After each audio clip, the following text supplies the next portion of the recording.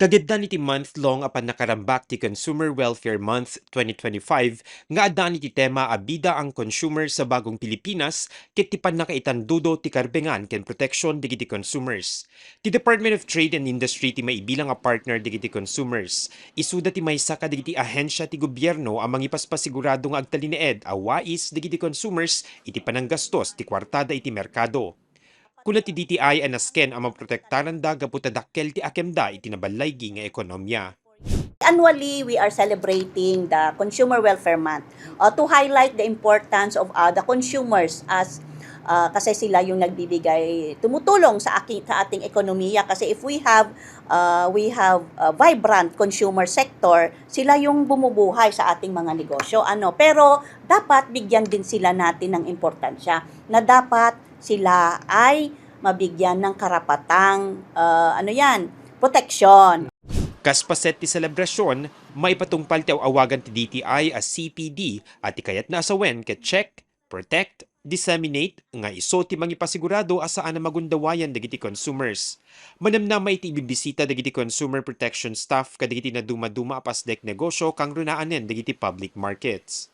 Kasi at the municipal level ang activity namin diyan. Pumupunta tayo sa market, yung sa mga public markets. Yun ang venue ng ating CPD. So in that activity, marami kami ginagawa ang ating mga consumer protection staff. Nag-check sila ng mga weighing scales.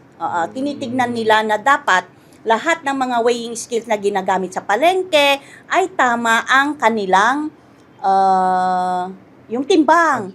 Kasi if it is not accurate, kasi one way of nalilinlang yung ating mga consumers. Nagpaligid met ti DTI kaditi agtagikwa ti pasdek negosyo kas kaditi grocery stores iti panangipasigurado da visible ti price tags dagiti lakoda. Para met kaditi imported products, nasken ang maawatan digiti consumers ti label na dagitoy.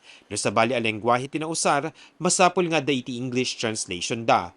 Dapat lahat may labels ang mga produkto na binebenta. Kasi hindi na acceptable yung may binebenta ka na walang label, particularly yung mga imported products.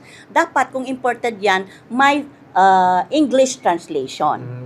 Para makita ng ating mga bumibili, ano ang mga ingredients niyan para further protection. Alalakuyan digiti umili ti insigida apan nagpa-assister da kadakwada ni ingkaso nga adda iti saan na nasayaat a kapadasan da kas consumers tapnon maipaay kadakwada ti maiyan nato patulong.